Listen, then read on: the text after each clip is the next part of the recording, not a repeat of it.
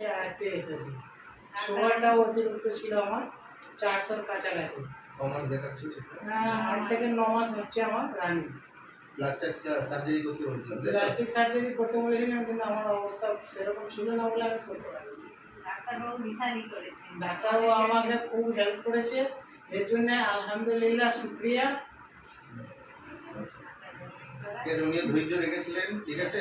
আর এই সমস্ত কেস সত্যি আউটপুট কি হবে যতক্ষণ না সেই টাইমটা ক্রস করছে তার আগে বোঝা মুশকিল।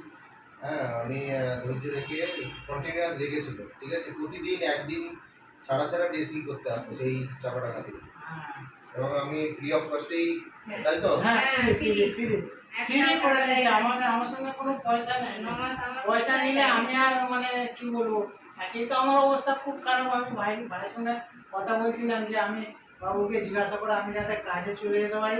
আমি মানে গাড়িটায়